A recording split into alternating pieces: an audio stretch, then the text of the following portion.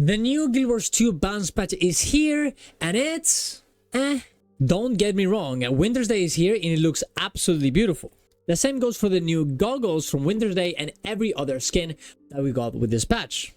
But the actual balance, it's just not that impactful. Yes, of course, the damage went down by a bit on almost every class as they were way too overpowered. I mean, some specs were doing 60 plus DPS. It was absolutely insane. But these changes are pretty mild, and they won't really change the fact that most of the specs will still be 50 plus K DPS, worst case scenario 45k plus, even on some boon DPS specs. Thankfully, a lot of the Warriors World and PvP things got addressed, like Conduit, but we'll have to see if this is enough to destroy these insanely overpowered specs. So let's go through everything that happened in this patch and discuss a little bit about the changes. Subscribe to the channel for more content like this. Go to my Ko-Fi if you want to support my content. Go to my Twitch to watch me live every morning, and let's get into it. First of all, let's go for the Winter's Day stuff. We got a lot of guild decorations and homes decorations on this NPC right here in Divinity's Reach. We also got a new weapon set that essentially is the same one as the Snowdrift set, but this time with sugar and I guess a weapon made out of a cracker, which does look pretty cool. I really like the animation. It is the same one as before, but you know, still cool skins. These goggles also are awesome, kind of like snowboarding goggles, beautiful, and I know that I'm gonna get some very good fashion done with this. And we also got some new pants, as you can see here, with a special mechanic leg. It's absolutely awesome, from the Black Lion chest. Now you're gonna have to get very lucky for this, and you probably won't, and you're gonna have to spend a lot of gold and in keys, or gems to get this, but yeah, it's here. Some changes happened as well. The plush weapons are now in the weekly. The plush Jorm's backpack is now available in the Winter's Days vendors, and the mini plush tiger as well.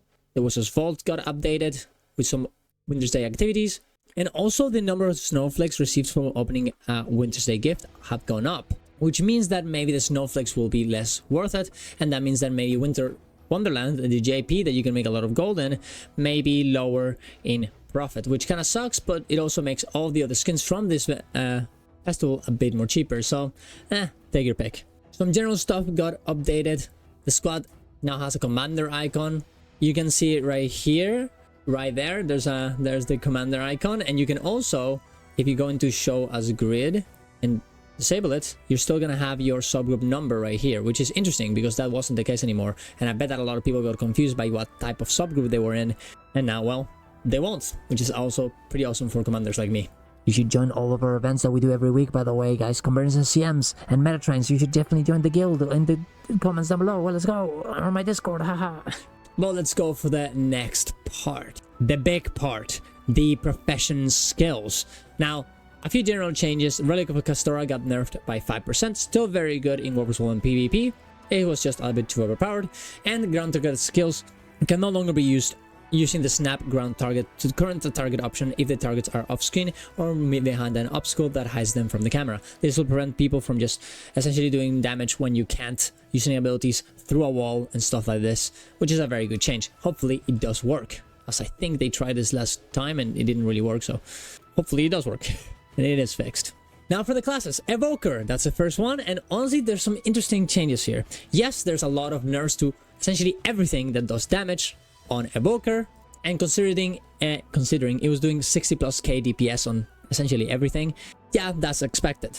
Now these changes don't really absolutely kill Evoker. Yes, it will prevent them from doing 60k, but it probably will still do very big amount of damage. I saw some people making 45k DPS on the Boon DPS build of this. Maybe Fire Attunement will be completely useless, but we will have to see, and maybe it will still be useful, especially because of one thing. This nerf here, Specialized Elements, adjusted the basic skill recharge reduction from 2 seconds to 10% of the skill's recharge time. Adjusted the Empower skill recharge reduction from 6 seconds to 20% of the skill's recharge time. So this is the trait right here, Specialized Elements. The entire point of this one is that you lose all of your other elements, you specialize on one, but every time you use your ability, your cooldowns go down. Before it was 2 seconds and 6 seconds, whether it's like the small charge or the big charge. For this reason, people always would use a Scepter because it has such low cooldowns that you essentially would press the button and instantly get the cooldown again, which is very nice. But now it's going to be a percentage of the cooldown. So the lower the cooldown, the less profit you get from this, and the higher one, the better. That being said, this is a big nerf. So even if you have a very long cooldown, it still won't be as good as before.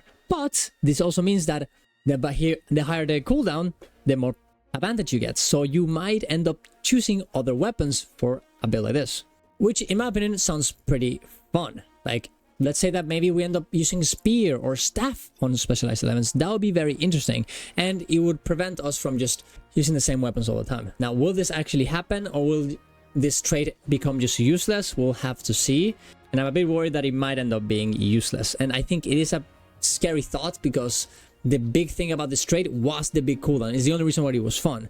Elementalist is fun because you change between different elements, and the fact that you can do this with this needs a big upside. And if this upside is even lower now, it could mean that nobody plays this anymore.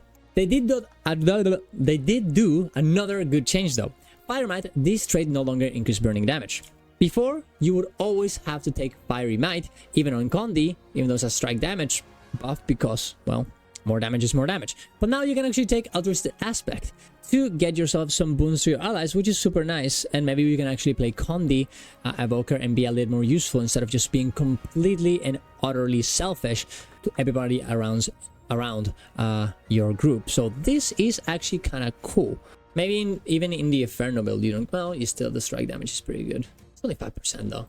You can maybe justify to just take this and give it a little bit of a boon to your allies. Who knows?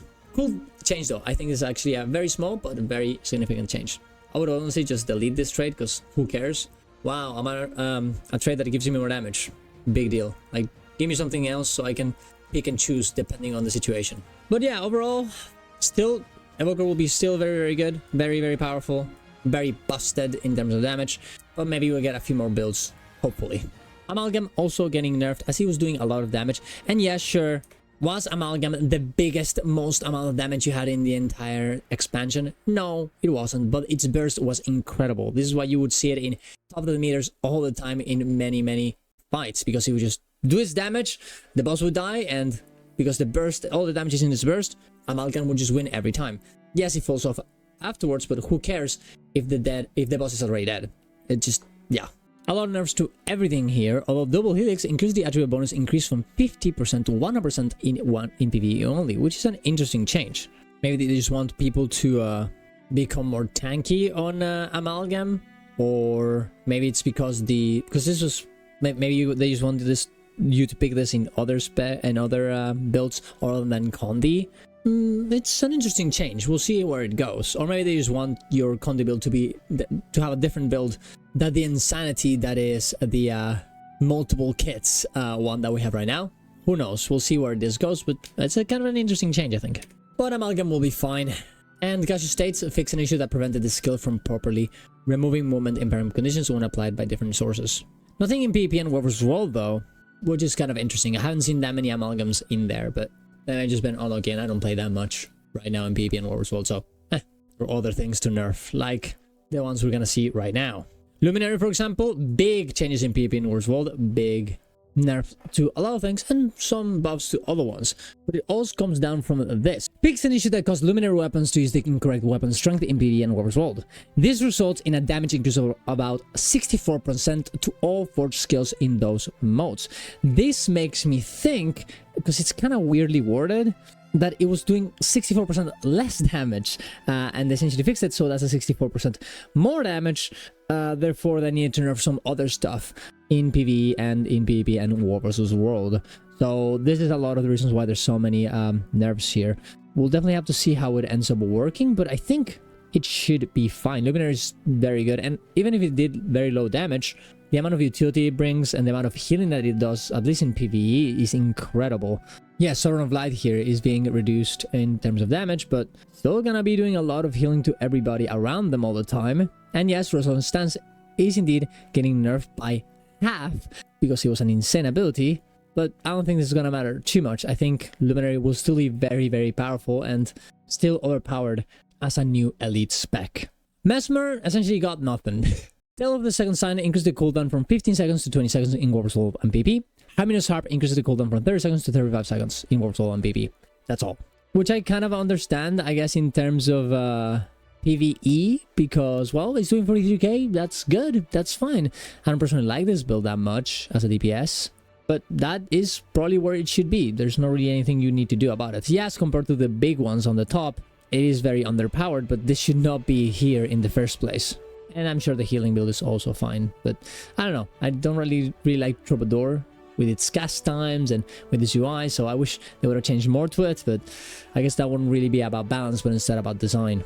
And here we go, one of the big ones, Necromancer with Ritualist. Big nerfs here in PvP and Warp's World, and of course in PvE as well. The damage of it's gonna go down a big amount, but not enough to make this unplayable. And at the end of the day, guys, yeah, sure, damage will go down with all these changes, but Ritualist will still give insane amount of boons, even as a DPS. It will still give very big bonus effects to their allies as well in PvE. And yeah, sure, look at that, Empowering Quickness, Empowering Spirits. This trait now grants vigor instead of quickness in PvP and Warp's World. This is a very big significant change. It will change a lot how useful Ritualist is in PvP and Warp's World, and we'll see where it stands there after this. But in PvE, I think it's gonna have the same spot. Insane amount of damage, insane amount of utility is gonna be absolutely fine, as Power Necromancer is very good. It's not on Ritualist. Ritualist gives the boons, Power Necromancer gives the damage. And then we have Galeshot, and this one is a bit weird to me. They essentially nerfed a few things in Galeshot, particularly about, well, the Galeshot mechanic. Essentially every one of the abilities, but Quarrel's Peril got nerfed, even though it says reduced power coefficient, but it says from 2 to 2.5, so they increased it, I guess, but they just nerfed it. And I understand a little bit why. Galeshot was indeed doing 50k DPS, which is a very big amount of damage, so I kind of understand, hey, you gotta nerf it, you gotta make it to the correct place, which is 40k, 45k DPS, something along those lines. The problem is that, well, this build just doesn't do anything else but do damage. So I don't know, do we really want to nerf the only thing that it does even now? Yeah, I mean, should it be doing 50 even then? No, but if you're gonna nerf it like this when everything else is super overpowered, I don't know, give it something else. Give us some boons to the utilities that we already use, to our allies. I don't know, something that makes it a bit more interesting than just, haha, I do damage from outside, from range, which in Guild Wars 2 is pretty easy to do. So I don't know, a bit of a disappointment in these changes, I'm not gonna lie. Conduit being very much nerfed with good reason. It was destroying everything in Warp's World and PvP, so big changes here. Will it actually be enough? I don't know, it was very overpowered. These are indeed significant, but we might need even more if we want to destroy the absolute powerhouse that Conduit was. But maybe it'll be fine. I've just been hearing conflicting ideas all around in terms of this nerfs, so we'll have to see definitely in a few more days, weeks, how it performs. In PvE, also big nerfs, and that makes sense because, well, it was doing also insane amount of damage, around 60k DPS on Conduit. That being said, I think this also suffers from the whole Galeshot thing. What is the point in Conduit? Why do you play it in PvE? It just does damage. It's a damage stick. And this is still gonna be doing a lot of damage anyways, so it's not the big of a deal, but give us something instead, I think. Yeah, nerf it, and realistically, nerf it even more, but give us something to do with this. I don't know, maybe Conduit can be like an insane CC spec that is just does perma CC on PvE. I don't know. I don't mind the game. This is just a little bit disappointing of a balance patch for Conduit. And also, like, oh wow, look, raise potential assassin, increase the power coefficient from 1.1 to 1.3. Okay, I guess it does a little bit more damage on power, but like, why wouldn't you just play Vindicator or Herald or anything else? Like, what does Conduit do? In PvE, it just doesn't do anything. I think in Warp's World and PvP, it's kind of like fun, a more fun version of Core Revenant, so that's fun. But I don't know, this is, who cares? I just don't really find this part very relevant or interesting at all. Now, in Antiquary is getting some small changes. They're nerfing a few of the artifacts in PvE because they were a bit too overpowered compared to the other ones, like Mistborn Mortar and Stone Summit Cannon. But Force Surge Dash got a bit of a buff. The radius is a bit bigger, so you can hit it better everywhere, which I think makes a lot of sense. As he was a little bit scuffed, I would always have this issue with using Force Surge Dash. So overall, pretty cool changes. Also a nerf in combat high, so it doesn't do 60k DPS and even more on PvE, which is a good change. And Possessive Hoarder, defensive artifacts now grant alacrity instead of regeneration in PvE only.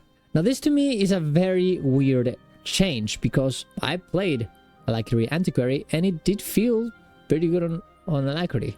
Yes, it was a little bit tight with a Possessive Hoarder, but you gave barrier, you get might, you give protection, and you're still gonna be doing 50k DPS with this boon DPS build. I was top DPS on every place I would go with this build, on staff, which is just press 2. So yeah, sure, the only DPS build got nerfed, but the alacrity one is still doing insane amount of damage, and I think this one will be one of the strongest, although a little bit selfish builds ever.